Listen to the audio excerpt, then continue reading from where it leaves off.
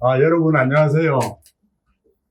오늘 동영상 강의는 아크릴화의 특성과 그 재료 표현에 대한 연구인데요.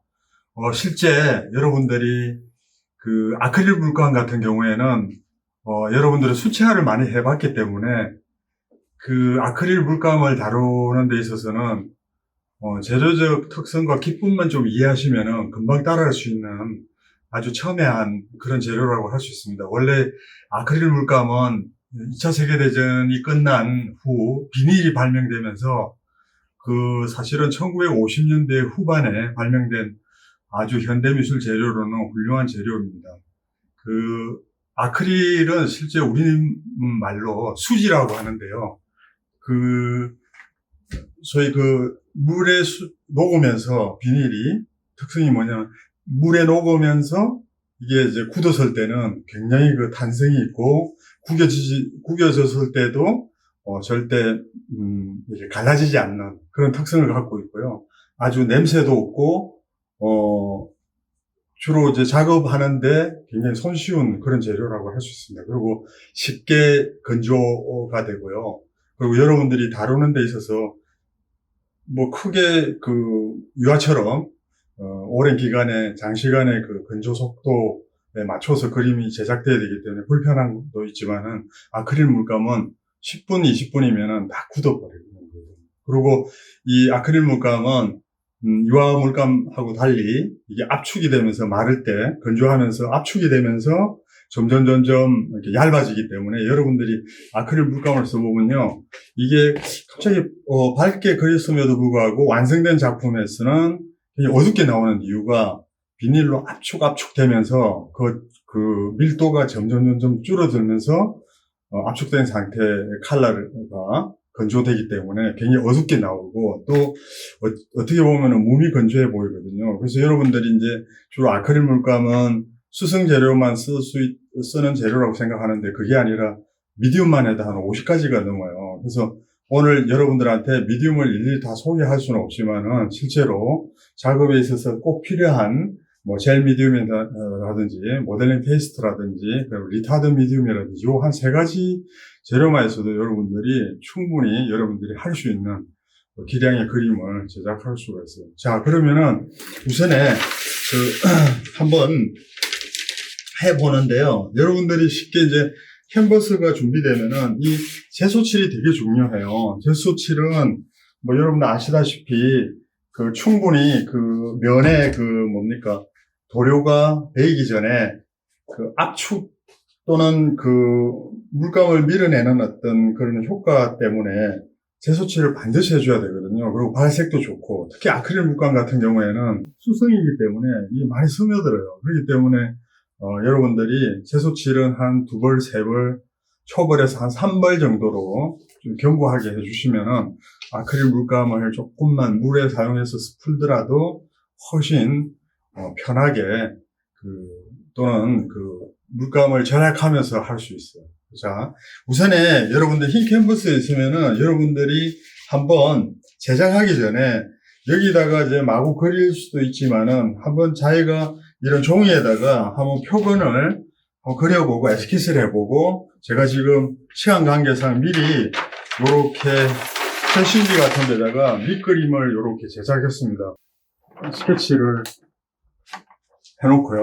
그 다음에 이제 이걸 이렇게 놓고, 우선에 이렇게 배수칠을 한 다음에 이렇게 밑에를 롤러를 통해가지고 이렇게 할 수도 있어요.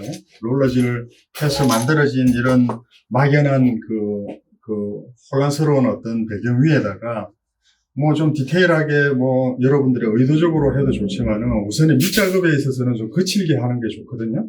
이렇게 만든 다음에 그 다음에 제가 준비해온 이 트레싱지를 깔고요.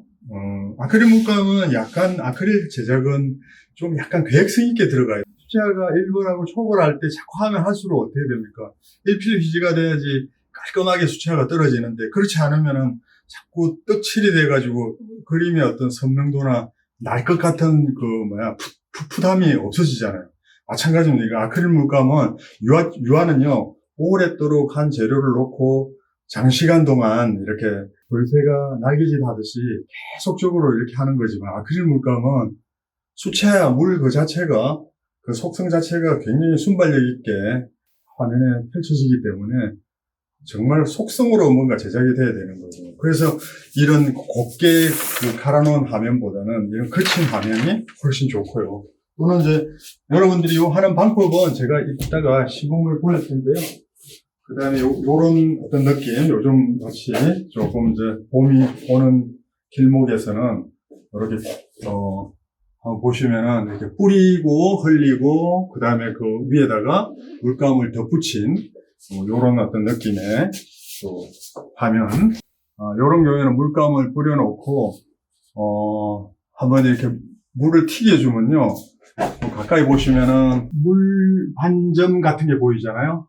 화이트 같은 물 반점 같은 효과를 또 수채화에서 할 수 있는 다양한 기법을 산출할 수 있습니다. 그래서 요거는 아까도 말씀드린 대로 그 롤러 같은 거 또는 이제 물감을 다른 비닐 같은 데다가 여러분들 장갑 있잖아요. 비닐 장갑에 해서 물감을 여기다가 장갑에 놓고 이렇게 막 붙여도 좋고요. 이런 경우에는 물감을 한번 뿌려놓고 드리핑하는 거, 드리핑 기법으로 표현할 수 있는 거.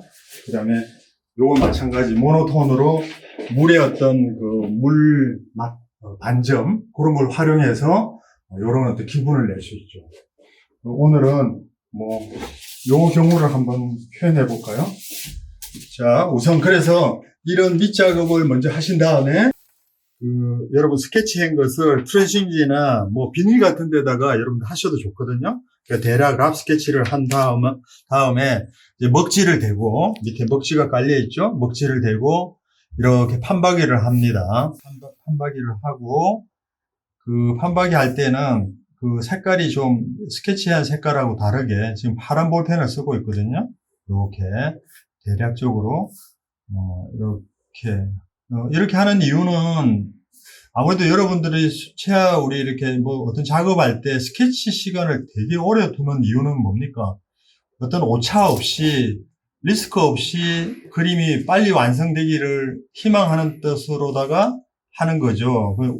어떤 이런 구상회화나 어떤 실제적인 이런 그 보여지는 그 추상 미술이 아닌 모든 그림들은 계획성 있게 밑작업에서 충분히 이루어지지 않으면은 여러분들이 중간중간에 실패를 거듭 하면서 그 완성이 되어가는 제작 과정에서 완성이 되어가는 과정 안에서도 오차 리스크를 좀 줄일 수가 있어요. 그래서 그 여러분들이 신중하게 그 디테일하게 스케치를 열심히 하는 이유가 바로 거기 있거든요. 여러분들 그림 중에 뭐 라프하게 그려가지고 라프한 상태에서 그림이 완성되는 경우에 좋은 그림을 그 기분만 던지지 사실은 좋은 그림을 여러분이 캡처하기가 힘들어요. 그래서 좀 차분한 마음으로 시작과 끝점이 같은 거거든요. 그래서 여러분들이 시작과 끝은 항상 동일하다. 그러니까 시작할 때 마음가짐하고 끝낼 때 마음가짐이 또 동일해야 돼요. 그래서 좀 그 스케치 한다든지 이런 것에서는 좀 진중하게 작업이 들어갔으면 좋겠습니다. 그래서 여러분 제가 지금 시간이 보통 이제 이런 거 하게 되면은 이거 뺏기는데 한 1시간 걸리거든요. 근데 이걸 다 뭐 여러분들한테 뭐 재현해 보여드릴 필요는 없을 것 같고 우선 이런 과정만 가지고 제가 설명해 보이도록 할게요. 왜냐하면 기법 자체가 이것만 있는 것이 아니라 뭐 여러 어떤 차원의 기법 또는 그림의 내용, 그림의 형식들이 있기 때문에 뭐 제가 하는 것을 여러분들이 꼭 따라할 필요는 없고요. 요런 제작 과정으로 선생님 작업이 이루어지고 또 이런 기법으로 해야지만 아크릴화는 충분히 또 어떤 리스크를 줄이고 완성에 도달하게 된다라는 그런 생각을 좀 가졌으면 좋겠어요. 그래서 우선에 그래도 주제가 있는 물 자체는 형태 자체는 좀 조금 구축하겠습니다. 실제로 여러분들이 뭐 이런 뺏기는 작업을 사진 작업으로 해가지고 좀 확대할 수도 있고요. 그 다음에 빔 프로젝트 있잖아요. 빔 프로젝트를 가지고 쏘아놓고 그 작품을, 큰 작품 할 때는 옮겨도 됩니다. 그래서 실제 스케치하는 작업은 무조건 제소 위에다가 하는 방법도 있겠지만은, 미리 제작되어 있는 이 도면 위에다가 하는, 자, 그래서 한번 쭉 보면은, 다 됐다고 간주하고, 그 다음에, 제거된 다음에, 이제, 이렇게 작업이 끝나면은, 보통 아크릴 물감에서는, 이 밑에 색이 있잖아요? 밑에 색이 있는 경우에는, 그, 위에 색을 올릴 때는 반드시 밑에 색이 올라오지 않도록 막아줘야 돼요. 그래서 여러분들이 좀 열정을 가지고 그 도전하는 것도 여러분한테 제가 드리는 하나의 응원 같은 거예요. 그래서 여러분들이 보통 이제 작업하실 때 물론 자기 기법적인 것도 있지만은 다양한 기법을 여러분들이 그림이 좋아지려고 그러면은 내가 생각하고 있는 내 기법, 생각들을 바꾸어야지 좋은 작업을 할 수 있어요. 그게 계속 내가 해오던 작업을 반복적으로 하잖아요. 그러면은 발전이 없어요. 그래서 항상 내가 못하는 그런 그 기법, 반대편에 있는 그런 거라든지 이런 것들을 눈여겨보고 뭐 하여튼 여러분들이 최선을 다해서 자, 요렇게 한번 이렇게 쭉 칠해 보는 거 아시겠죠? 요거는 또 생략할게요. 시간 관계상 이렇게 쭉 다 되잖아요. 그런 다음에 이게 지금 여러분들이 한 바퀴 돌고 이렇게 칠하고 나면은 아마 이게 다 건조되어 있습니다. 그래서 물론 이제 제가 이거 장소상 또는 촬영상 눕혀놓고 하는데요. 허리가 좀 아프긴 해도 여러분들은 딱 이젤에다가 세워놓고 차분히 앉아서 세피를 들고 꼼꼼하게 처음부터 디테일하게 여러분들이 일반 그 인물화 그리든지 뭐 하여튼 정물화를 그리든지 어떤 대상을 놓고 그릴 때 그 차분한 마음이 가라앉아야지 그림 그릴 수 있잖아요. 그런 마음가짐처럼 네, 들어가시면 될 것 같아요. 그리고 처음 시작과 끝점은 항상 진지하게 항상 접근해야 된다. 그래서 그 이제 중간 과정에 있어서는 좀 질풍노도 폭풍 휘몰아치는 어떤 제스처 같은 걸 통해 가지고 작업을 하셔야 되고요. 자, 요렇게 된 걸 과정을 조금 옆에 큰 그림을 놓고 제가 한번 보여드리도록 할게요. 요렇게. 이게 다 칠해지잖아요. 이 칠하는 이유는 그렇습니다.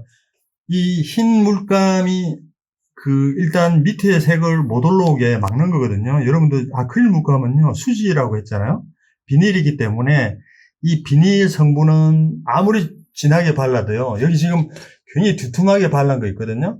이 두툼함은 유화 같은 경우에는 80%가 그 표면에 남아있어요. 근데 아크릴 물감은 80%가 사라져요. 그러니까 압축이 돼가지고 비닐화가 된다라는 거죠. 그래서 이게 두껍게 칠한다고 아무 의미가 없습니다. 만약에 여러분들이 두껍게 만약에 표면을 올리고 싶다 그러면 이걸 두껍게 하는 게 아니라 이거 모델링 페이스트라고 있습니다. 모델링 페이스트는 이렇게 약간 돌가루처럼 걸쭉한 게 있어요. 이렇게 걸쭉한 게 있는데 이런 걸 이렇게 표면에다가 득지득지 올리면요, 이게 나중에 굳으면은 돌가루처럼 이렇게 맛대로가 생기고 두툼해지거든요.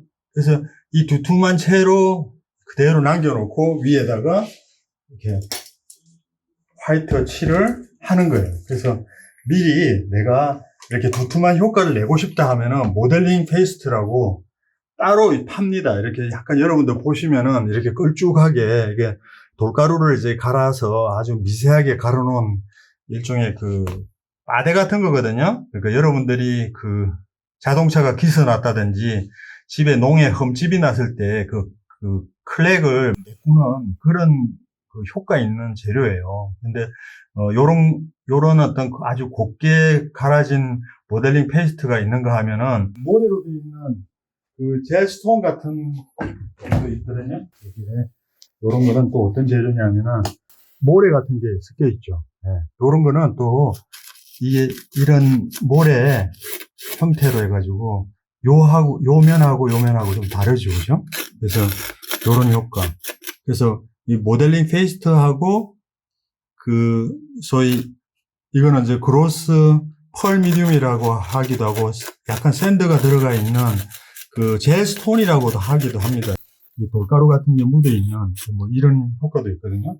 그러니까 이런 재료를 써야지만이 사실 압축 되는 그 아크릴 물감의 그 약간 단점을 얘네들이 좀 보완해내는 그런 재료다. 그래서 완전히 말랐을 때나 또는 그 작업하면서도 이렇게 섞어 주셔도 돼요. 그러면은 여러분들 나중에 이거 한번 볼게요. 이게 이제 이렇게 모델링 페이스트나 그 젤스톤이 발라진 거는 그대로 있습니다. 그대로 있는데 그냥 이제 아크릴 물감 화이트로만 되어 있는 거는 잠식돼 가지고 쑥 가라앉아 있어요. 그래서 그런 부분은 여러분들이 그 그림의 어떤 형태나 또는 어떤 재료적 특성에 따라서 또는 그 어떤 그림의 내용에 따라서 여러분들이 선택을 하셔서 하면 될 것 같아요. 그래서 여기 화이트 물감, 그 다음에 젤 미디움, 그 다음에 모델링 페이스트, 그 다음에 젤스톤, 요런 그 재료 4가지만 있으면은 충분히 여러분들이 재미나는 그림을 표현해낼 수 있어요. 자, 요건 나중에 이거 마르면 어떻게 되는가를 한번 우리 가늠해 보시고요. 자, 여기, 그 다음에 이제 제가 또 재미나는 특성 중에 하나는 UI는 참 그런 게 어렵지만은 이 아크릴 물감에는요, 다양한 그 재료들이 많아가지고 다양한 효과를 낼 수 있는 것들이 참 많습니다. 여기 지금 제가 보여드리려고 하는 거는 라텍스라는 거거든요. 라텍스. 여러분들 아시죠? 침대에 우리 쓰는 고무, 천연 고무를 라텍스라고 하는데요. 이 라텍스는 어떤 효과가 있느냐 하면은, 예를 들어서 이런 겁니다. 여기다가 이렇게 뿌려줘요. 또 안 나오네, 이게. 잠깐만요. 이 라텍스는 이게 약간 투명해요. 투명하기 때문에 혹시 모르는 위험 때문에 먹물을 좀 탄다든지 여기다가 이 라텍스는 약간 암모니아 냄새가 나는데 이 암모니아 냄새 나는 거는 반드시 암모니아가 있어야지만 이게 굳질 않아요. 안 그러면 이게 상온 상태에서는 이게 고무로 변하거든요. 그래서 여러분들이 그거 방지하기 위해서 암모니아를 첨가했다라는 거거든요. 그래서 이거를 만약에 이 부분에 해볼까요? 이렇게 쭉 떨어뜨려서 고무풀이거든요. 이렇게 쭉 이렇게 깔면은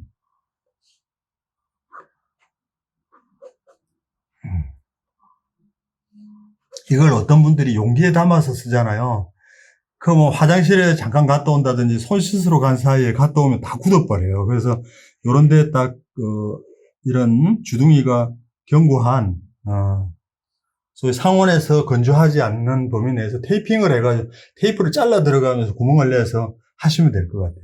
자, 요거는 여기 잠깐 보시겠어요. 제가 미리 여기 해놓은 부분이 있거든요. 요거 제가 아주 마음에 드는 부분을 한번 해볼게요. 여기 지금 라텍스가 되어 있는 부분이거든요. 요걸 이렇게 띄면은 어떤 형태가 되느냐면은 이렇게 번져 나오죠. 이런 식으로. 재밌죠? 그러면 형태가 아무리 심플하다 해도 이렇게 자연스럽게 이런 어떤 형태 재현이나 이런 거 자연스러운 형태를 우리가 캡처해낼 수 있어요. 그래서 요 부분은 밑에 색을 미리 깔린 상태에서 여기다가 물감을 조금 더 한번 해볼까요? 이 아크릴 물감 기법은요, 어린애 마음으로 막 놀이하듯이 하셔야 돼요. 그래야지 이게 그리기가 재밌어지고, 이거를 만약에 탁한 어떤 생각으로 여러분들 해오던 습관대로 만약 그림 그리기라면은 별로 재미가 없어요. 이렇게 쫙 퍼지게. 이렇게 하면은 얘들이요, 색을 맞추면서 싹 번져 나오잖아요. 그리고 이게 완전히 굳었을 때 아까 요거처럼 이렇게 띄어내면은 이 부분은 파란색으로 남아있겠죠. 뭐 요런 어떤 기법이라든지. 물론 여러분들이 뿌릴 때는 잠깐 좀 휴식하러 갈 때라든지 이렇게 왜 마르는 거는 그래도 건조 속도가 있기 때문에 1시간 이상 가야지 물이 마르거든요. 이럴 때는 드라이 같은 걸로 이렇게 하셔도 되고, 아니면 이런 걸로 가지고 살짝 이렇게 주변을 소변지나 아니면 신문지 같은 거 있잖아요. 못 쓰는 거. 그런 걸로 이렇게 살짝 떠내기도 해도 돼요. 그래서 그러면은 재미나는 또 그림이 그릴 수 있고, 그 다음에 이제 요런 라인 지정하고 이럴 때는 요런 거 있잖아요. 깔때기 모양. 요 깔때기 모양은 여러분들 일반 비닐 있잖아요. 비닐을 갖다가 깔때기 모양으로 해서 그 안에 물감을, 아크릴 물감을 주입해서, 여러분들이 뭐 크림빵 만들고 할 때 이게 쓰는 거 있잖아요. 짤순이. 뭐 그런 걸로 가지고 하시면 돼요. 그리고 이제 이런 걸로 가지고 할 수 있는 거는 재미나는 이제 라인 긋는 거 있잖아요. 이런 것도 가능하고. 자, 이런 식으로 굳으면은 이렇게 또 딱 이렇게 띄어내면은 이렇게 또 물감이 이렇게 나옵니다. 이렇게 나오면은 이런 식으로. 자, 그래서 억새풀 같은 거 있죠? 제가 뭐 그런 표현을 한다든지 또 라인을 긋는 데 쓴다든지 이렇게 하면은 아크릴 물감은 하여튼 붓으로 하는 것보다 다양한 롤러라든지 이런 다양한 재료를 활용해서 그 자기의 그 아이디어, 반짝이는 아이디어를 제공해서 기법을 여러분들이 하면요. 그림이 되게 재미나요. 그리고 실제 그 자기 그림을 굉장히 확장시키는 뭐 그런 효과도 낼 수 있고요. 뭐 이런 식으로 쭉 이렇게 가게 되고 재미없으면은 이런 롤러 있잖아요. 롤러로 한번 자 해볼까요? 저기 이렇게 밀어내기도 하고 그죠? 이렇게 조금 마음에 안 든다 그러면 다시 물을 뿌려서 또는 여기 뿌려서 살짝 씌워내기도 하고 오늘 만약에 이 그림 하나도 마음에 안 들잖아요. 그럼 싹 이렇게 지울 수 있어요. 유화 같은 거 여러분 가능합니까? 절대 불가능하죠. 근데 아크릴은요, 이게 오늘 그린 거요, 싹 다 지워도 돼요. 근데 오히려 이거 보세요. 지우면은요, 그림이 또 훨씬 좋아질 수도 있어요. 그죠? 이렇게. 자, 그래서 어떤 형태나 효과를 낼 때, 요런 그 다양한 재료를 이렇게 쓰셔도 된다라는 거. 자, 그 다음에 이제, 아까 잠깐 언급했던 뭐 몇 가지 재료 특징 중에 그 모델링 페이스트가 하는 역할이 또 있거든요. 모델링 페이스트는 이런 역할도 합니다. 이렇게 종이로 이렇게 약간 공파나 기법 있죠. 여러분들 파나 시간에 스텐실 기법 아시죠? 그런 걸 활용해서 이렇게 모델링 페이스트를 가지고 이렇게 쫙 눌러서 자 해볼게요. 자 이렇게 해볼게요. 이렇게.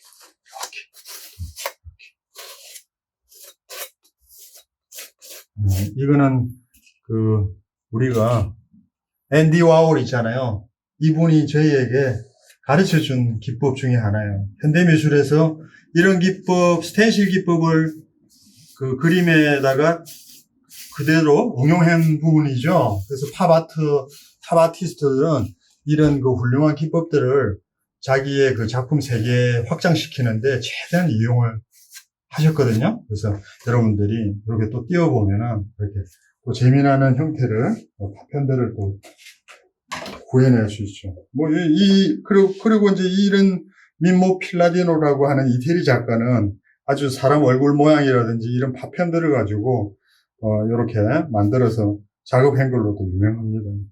요런 거라든지, 또, 아까 모델링 페이스트를 가지고, 제스톤 있잖아요. 제스톤 가지고, 요렇게 또, 이렇게, 스톤 젤과 모델링 페이스트를 가지고, 이런 효과를 또 낼 수 있어요. 자, 지금 또 한번 해볼까요? 여기다가, 요런 데다가, 요렇게 넣고, 그 다음에 페이스트를 가지고, 이렇게. 자, 이렇게 떠서, 여러분들이 자꾸 유화를 하다 보면은요, 안 좋은 습관이 뭔지 아세요? 모든 그 재료적인 거, 그 다음에 테크닉적인 걸 붓에만 의존해요. 그러다 보니까 이게 그림이 붓이 얼마나 예민한 도구예요. 그래서 원래 서예하는 분들이요, 40년을 걸어서도요, 그 입문을 하지 못한다고 합니다. 그 정도로 붓은요, 목련과 같은 거예요. 굉장히 어려운 그 도구예요. 근데 여러분들이 놀이하듯이 이렇게 오려서 붙이고 이런 재료를 갖다가 몸을 떼어가지고 하면요. 되게 재미나는 그림들을 다양한 형태로 여러분들이 만들어낼 수 있잖아요. 그 다음에 여기다가 또 이런 거 한번 그려볼게요. 그냥 이렇게 아까 한 거. 요거는 이걸로 해볼까요? 네, 스톤젤은 아까 모래라고 했죠? 네, 모래로 두툼하게 이렇게 되고 그리고 한번 띄워볼게요. 자, 어때요? 훨씬 재미나고, 자, 여기에서 이제 중요한 거는 여러분들이 하시다가 이런 이제 에러 같은 게 나오잖아요. 그런 거는 이렇게 닦아주시면 돼요. 오늘 이렇게.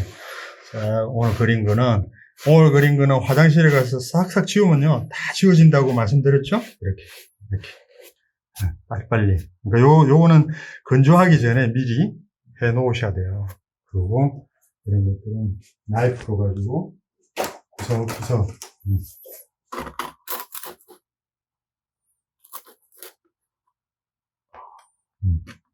이런 식으로.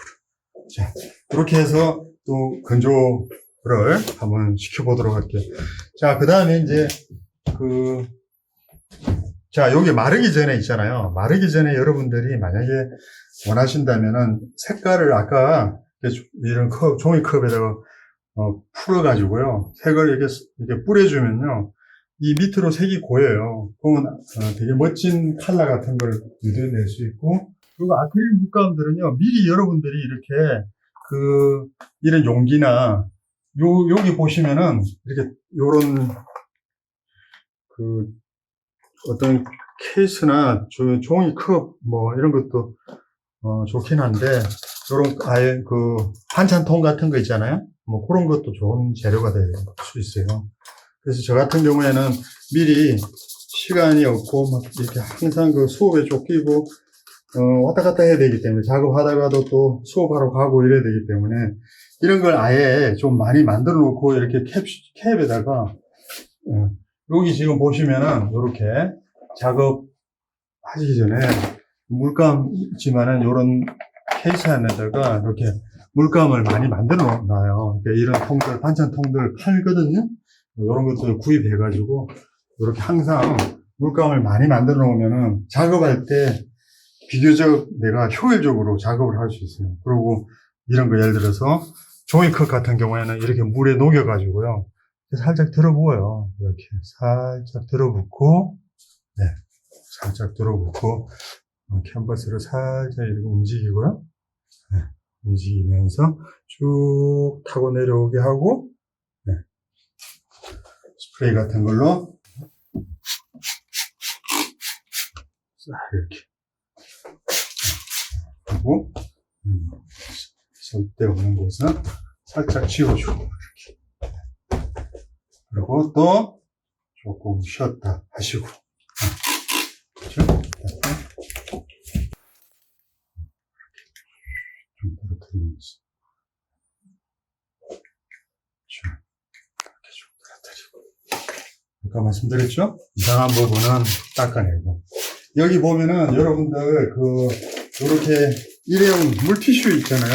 이게 아주 좋은 그림 도구거든요. 그래서 티슈 가지고 이렇게 두들기면서 없애주기도 하고, 이 자체가 하나의 또 붓이라고 생각하시면 돼요. 만약에 붓이 만약에 이만한 크기의 붓이 없으면 이게 물감 담궈가지고 이렇게 그으시면 돼요. 그러면은 되게 멋진 그림이 나오거든요. 실제 여러분들이 그림 그리기를 너무 내 몸을 던져서 안 하고 조그마한 아주 예민한 어떤 붓에 의존하기 때문에 그래요. 실제로 모든 현대 화가들은 온몸으로 하잖아요. 그림을 그릴 때. 그래서 국한되어 있는 그런 재료 기법이라든지 그런데 자기 자신은 묶지 않고 정말 자유롭게 자기가 할 수 있는 영역 안에서는 최대한 효율성 있는 작업을 하고요. 자, 이렇게 너무 저기 하면 안 되니까, 자, 이런 식으로 또 해서 물감을 한번 또 건지기 해볼까요? 네. 이렇게 건지기 한다든지. 그래서 요걸 이제 요런 경우에는 조금 이렇게 두고 또 건조되는 경우를 한번 보도록 할게요. 이렇게 놓고. 자, 그 다음에 또 재미나는 그림을 한번 제가 보여드리도록 할게요. 자, 여러분들이 이제 조금 전에 형태를 놓고 작업하고 이런 걸 제가 시연을 보였다면은 이제 배경을 좀 우발적으로 좀 약간 무계획적이면서도 계획성 있게 하는 작업을 한번 보여드리도록 할게요. 우선에 종이 테이프, 이렇게 마스킹 테이프, 그 다음 롤러 이렇게 있으면 좋거든요. 그래서 우선에 한번 테이프로 무계획적으로 하는 것이 사실 어떻게 보면 또 굉장히 계획적일 수 있거든요. 아무 생각 없이 그냥 뚝뚝 한번 발라볼게요. 그냥 조형적으로 이 그림을 어떻게 꾸며갈지 뭐 이런 거 라기보다는 이 사각 캔버스가 갖고 있는 어떤 질서 같은 게 있거든요. 그걸 가지고 순응적으로 한번 이렇게 형태를 한번 꾸며볼게요. 그 화이트 물감 여기다가 이렇게 한번 직선으로 이렇게 쭉 롤러질 할 때는 물감 결을 이렇게 식으로 이렇게 놓고요. 이렇게 좀 두툼하게 이렇게 놓고 그 다음에 뭐 아까 붉은색으로 좀 할까요? 이렇게 차라리 제가 나이가 드니까 이제 컬러가 되게 좋아져요. 그래서 여러분들도 뭐 컬러를 한번 좀 많이 써보세요. 여러분들이 자꾸 순수 회화, 형태 회화를 하다 보면은 이게 무채색을 많이 쓰잖아요. 사실은 그 좋은 그림일수록 컬러풀해요, 원래가. 자, 이렇게 롤러는 움직일 때 절대 뛰면 안 됩니다. 여러분 판화 수업 시간에 해봤죠? 판화 수업 시간에 롤러를 여러분들이 아마 하셨을 걸로 믿고, 자, 이렇게 쭉 하고 밀고요. 또 반대로 이렇게 롤러를 바꿔가면서 반대니까 다른 방향으로 해볼까요? 네, 이렇게. 네, 이렇게. 자, 요런 또 테크닉도 한번 보고, 또 이런 식으로도 한번 해보고. 아까 어떤 그림에서 봤죠? 이렇게 하고. 자, 그 다음에 롤러는 반드시 이게 굳잖아요. 그래서 빨리 물에 빠뜨린다든지 아니면 그 즉시 신문지 깔고요. 신문 위에다가 한다든지 하시는 게 좋습니다. 자, 그런 다음에 아까 그 했던 모델링 페이스트 한번 볼까요? 모델링 페이스트를 이렇게 떠서 이렇게 한번 쭉 발라주고.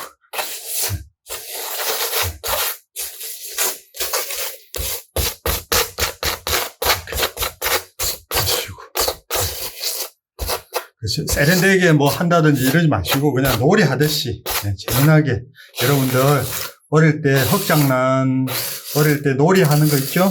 어떤 규칙은 나름대로 정해놓고 할 때는 신명나게 하셔야 되는 거예요. 그래서 예술 작업도 어떻게 보면은 놀이의 한 방편이에요. 그래서 여러분들이 너무 그림을 무게감 있게 막 다루려고 이념을 실어 넣으려고 하는데요. 사실은 그 관객의 입장에서는 우선 이념보다는 먼저 시각적으로 그림이 즐거워야 돼요. 그런 다음에 그 안에 이제 내용이 비춰지는 것을 우리가 명작으로 뽑듯이 처음부터 이 작업이 우선 선행돼야 돼요.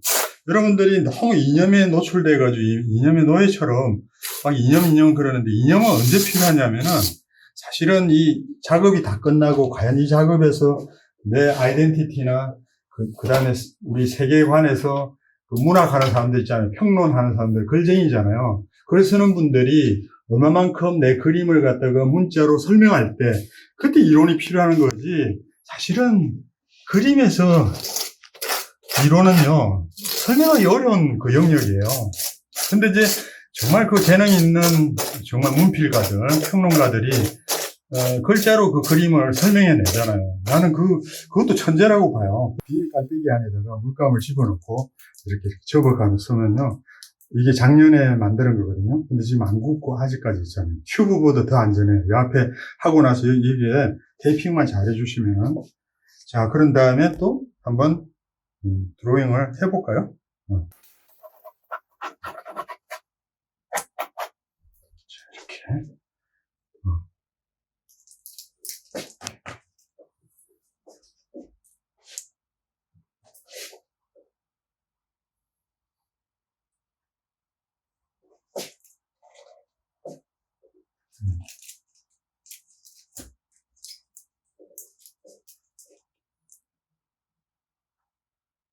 이게 좀 굳어서 약간 좀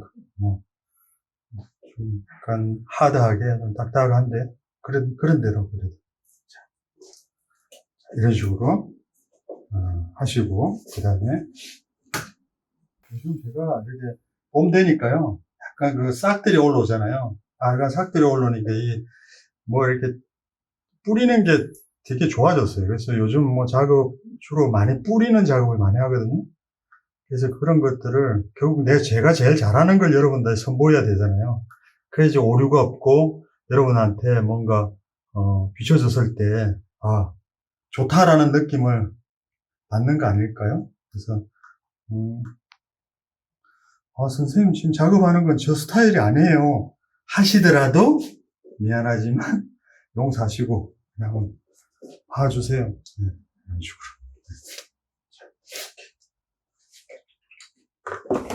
그리고 그 다음 이제 아까 스프레이, 마법의 스프레이입니다.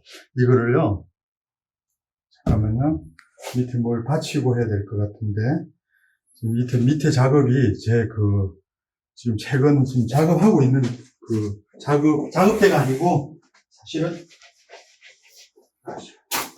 작업대가 아니고,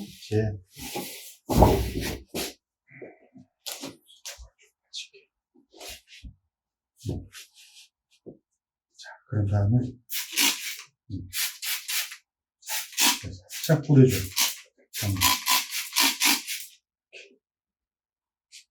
그렇게 하면은 이 물감들이요, 살짝 번져 나오면서, 그리고 여러분들 여기 지금 굉장히 디테일하고 두꺼운 그 물감들이 사실 마르면요, 80%가 압축이 돼가지고 밋밋해지게 돼요. 여러분들 이거 한번 보세요. 이 작품을 이렇게 보시게 되면은, 이것처럼 이렇게 되게 두껍게 해서, 가늘게 해서 뿌린 거거든요? 뿌렸을 때 이게 어때요? 마르면은 이게 거의 약간의 약간 미세한 정도의 두께감이지, 완전히 압축이 돼요. 실제로 이걸 벗겨내면요, 벗겨지거든요. 그래서 비닐이기 때문에 그런 거예요. 그래서 여러분들이 작업하실 때 이런 그 아크릴의 특성을 잘 고려해야 된다라는 거. 그리고 이제 이런 작업, 조금 마를 동안에 또 한번 보여드릴게요. 요것도 여러분들 제가 실제 여러분들 지금 3학년 선배 수업에서 제가 적석에서 실현시킨 작품이거든요. 그래서 이런 작업을 또 순식간에 할 수 있고요. 그래서 여러분들이 큰 작업을 오랫도록 지루하도록 인내력을 갖고 이런 작업보다 이제 심화 과정에 가서는 자기 자신을 좀 모색하고 토해내고 과연 내 안에 뭐가 있을까? 나는 또 어떤 생각을 하고 어떤 존재장가 하는 그런 생각을 많이 하게 되면은 내 스스로가 내 존재감을 드러내기 위해서는 내 몸을 던져내야 돼요. 그래서 그 던져내는 그 몸의 제스처는 어떤 건가 하는 것을 또 한번 파악해야 될 필요가 있거든요. 그렇기 때문에 이런 소품에다가 10호나 한 20호 이런 데다가 이런 작업은요, 엄청 많이 하셔야 돼요. 여러분들 잠깐 제가 제 자랑은 아니지만은요, 이런 큰 작업을 하기 전에요, 반드시 이런 소품들을 많이 합니다. 제가 지금 이렇게 뿌려지는 거 있잖아요.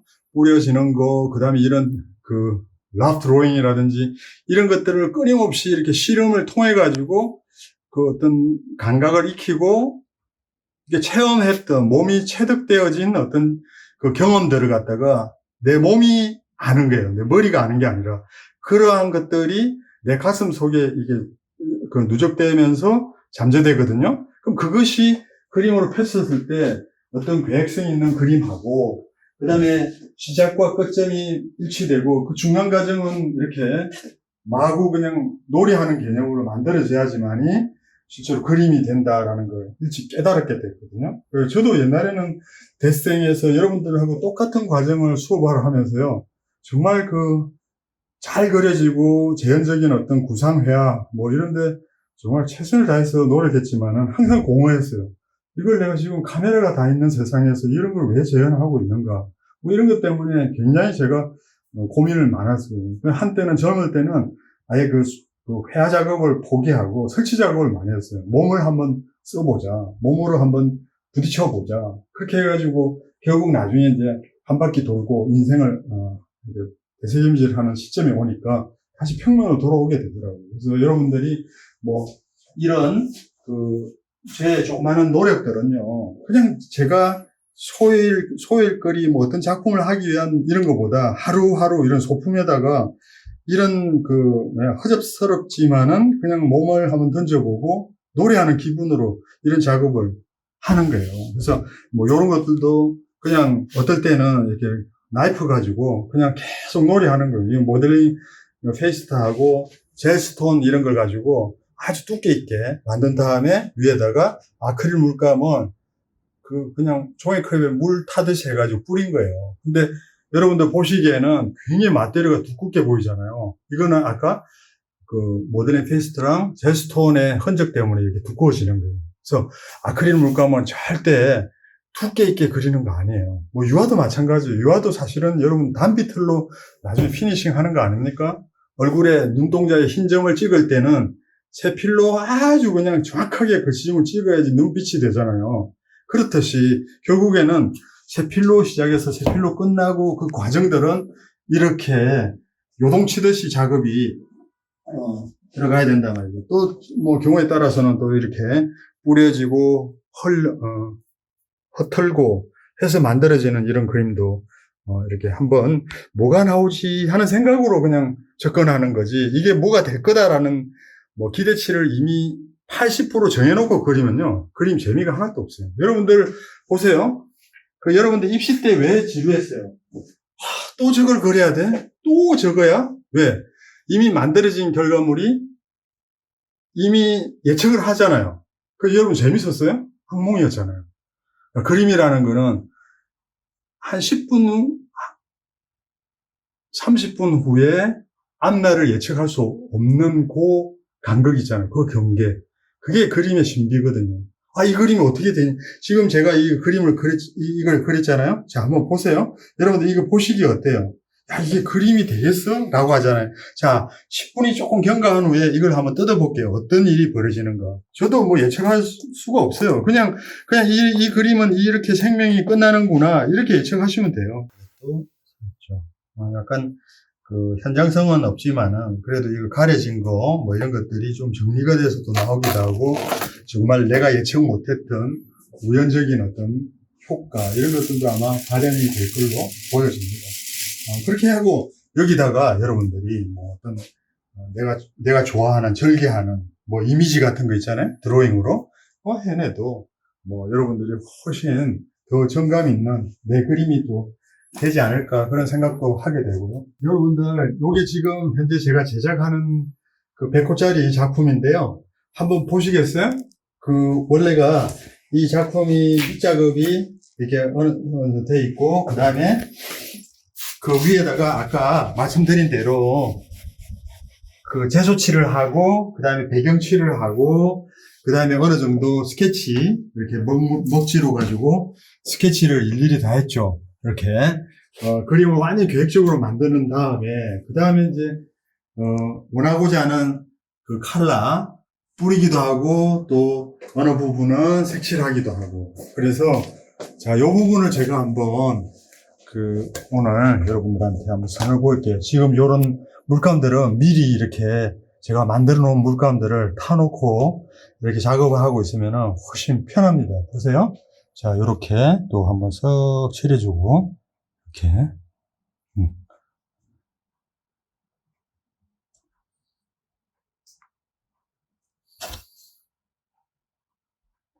아까 말씀드렸죠. 제가 이렇게 색깔이 칠해진 위에다가 이렇게 하면은 이 색이 아무리 이 레드하고 색이 이렇게 진하질 않아요. 그렇기 때문에 이 부분은 제가 아까 말씀드린 대로 화이트를 한번 칠하고, 만약 이 색을 굉장히 선명하게 그리고 싶다 그러면 화이트를 한번 칠하고 이 색을 올리는 게 좋아요. 그러면은 훨씬 그림이 그 색 선명도라든지 이런 것들이 굉장히 빛을 발하거든요. 그래서 저기 지금 제 큰 작품들 이따가 보시게 되면은 그 선명한 색채들은요, 한 3번, 4번 칠한 거예요. 그래서 단박에 이 색을 칠하면 보세요. 이 색하고 여기 이게 원색적인 거, 이 색하고는 굉장히 차이가 크죠.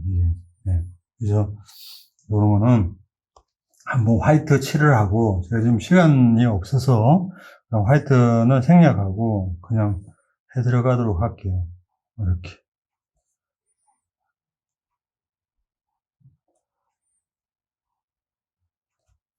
그리고 여러분들이 이제 작업의 어떤, 생각 깊이, 이런 것도 참 중요하지만은, 우선에, 아까도 계속 말씀드렸지만, 시각적 쾌감 있잖아요. 정말 보면은, 행복해, 아름다워, 라는 부분에서는, 절대 여러분들이, 그 부분은 여러분들이 꼭, 수련해 하셔야 돼요. 내가, 미니멀 작가들이나, 이런 현대 회화들, 이게, 하신 소위 선각자들 보면은, 검은 말레비치 같은 분들이나, 이렇게, 검은 칠을, 화면에다가 검은 칠을 해도 현대미술로 먹히고, 마크 로드코처럼 롤러질 해가지고, 빨강, 노랑, 파란, 색만 칠해도 대가가 되고, 그 생각은요, 여러분들 하시면 안 돼요. 왜냐면, 이미 그분들이 그런 세상을 만들기 전에는 엄청난 노력을 해가지고 그 결과물이거든요.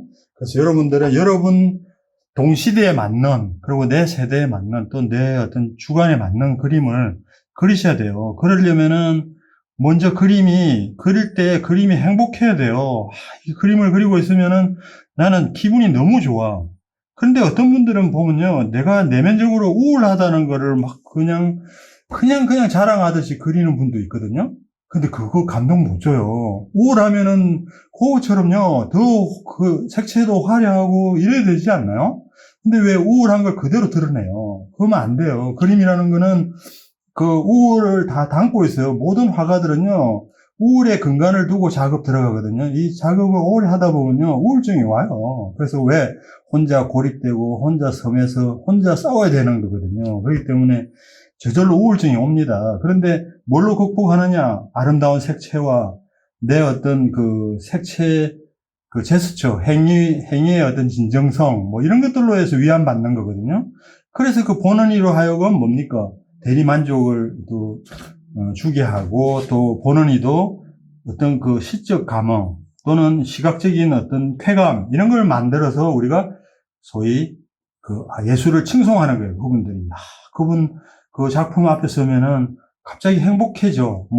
우울증이 다 사라져. 똑같은 걸 느끼는 거거든요. 자, 여러분들이 그래서 말씀드렸던 것처럼 그림은 어떤 면에서 개인의 어떤 내적인 어떤 갈등과 고민, 이런 것들을 토해낸다. 그 말은 맞는 얘기 같은데요.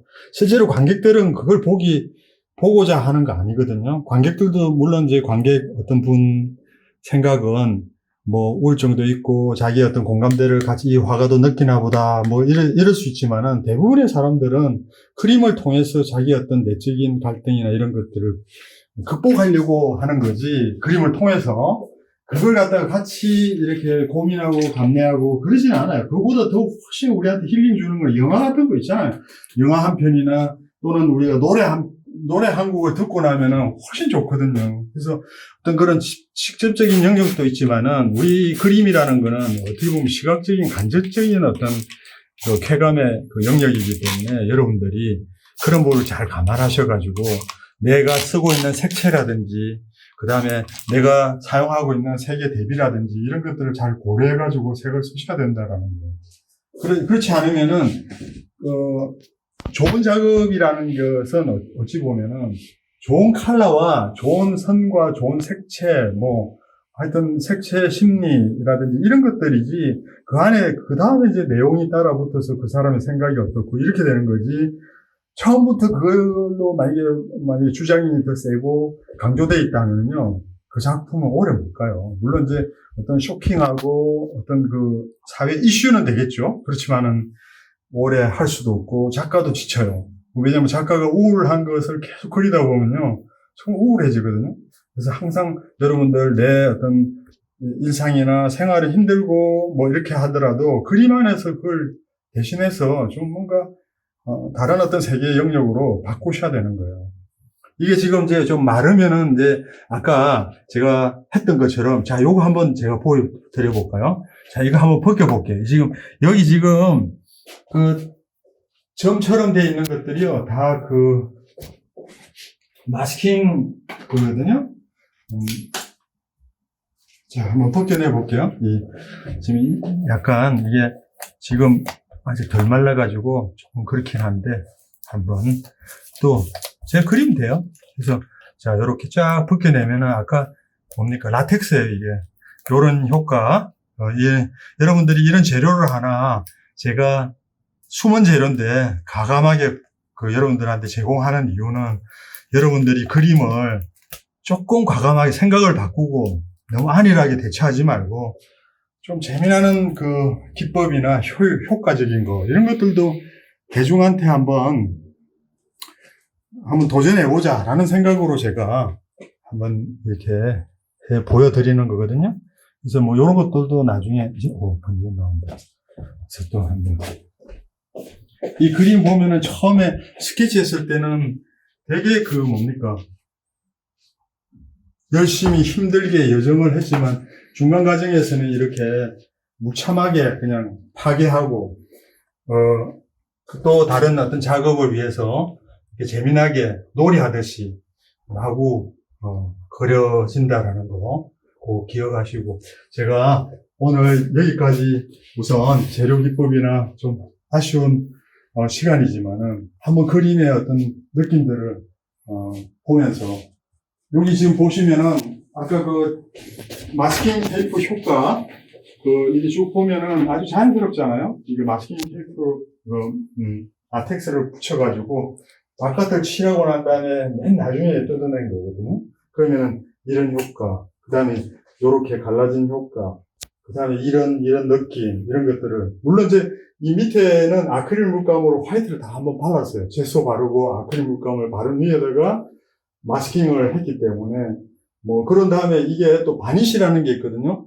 이 바니쉬를 발라주면요, 여러분들 이게 지금 보면 이게 약간 김치국물 옷감 흰 면에 묻으면 왜 이렇게 지워지지 않고 부석부석해지잖아요. 약간 아크릴 물감이 좀 그래요. 그런데 바니쉬를 쫙 바르면요, 유화처럼 확 올라옵니다. 그래서 여러분들이 그리는 제작 과정은 이 물이 또는 미디움이 들어가가지고 되게 유화보다 두께감이 없고 왜소해 보이지만요, 피니싱 바니쉬를 쫙 칠해주면 이게 쫙 차고 올라옵니다.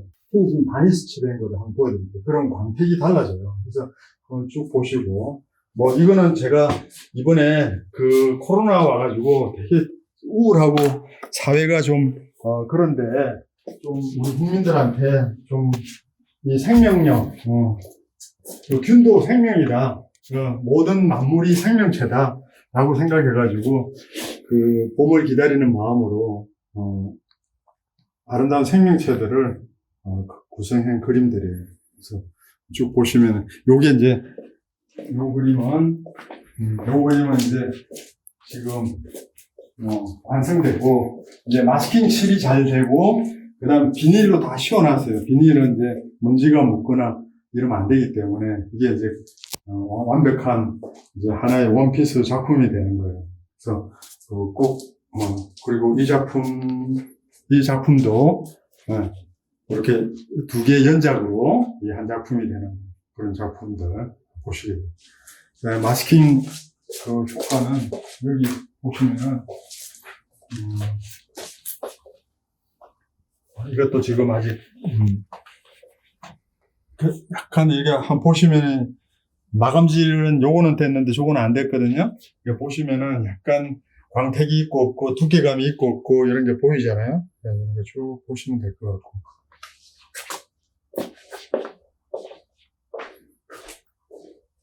네.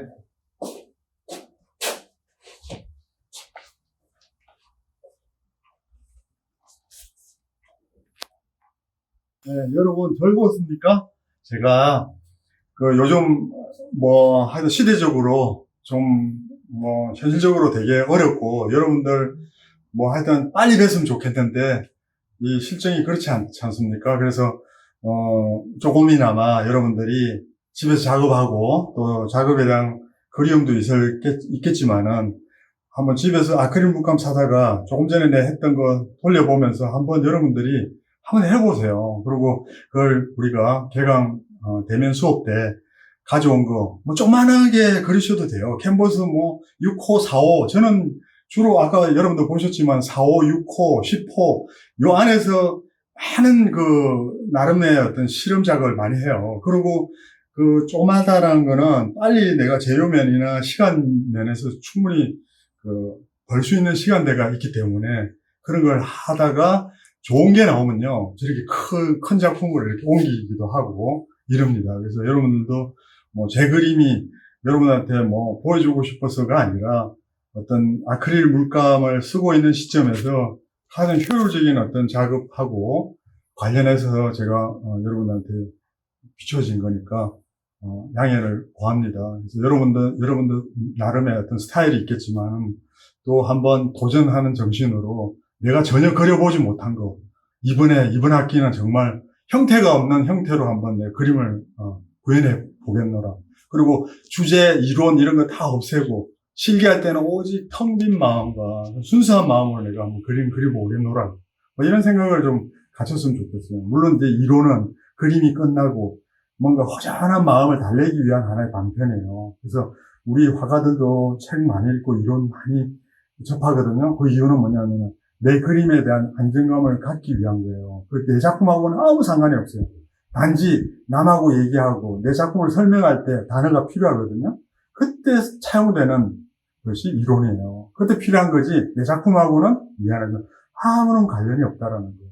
그리고 이제 이런 것도 있죠. 뭐 자꾸 책을 읽다 보면 상상력도 생기고 어떤 또 작품을 활동을 하다 보면은 창의력도 생겨요. 그 두 가지가 나중에 이제 공통 분모로 작용을 해가지고 공집합을 만들어서 어떤 좋은 작품이 또 탄생되기도 해요.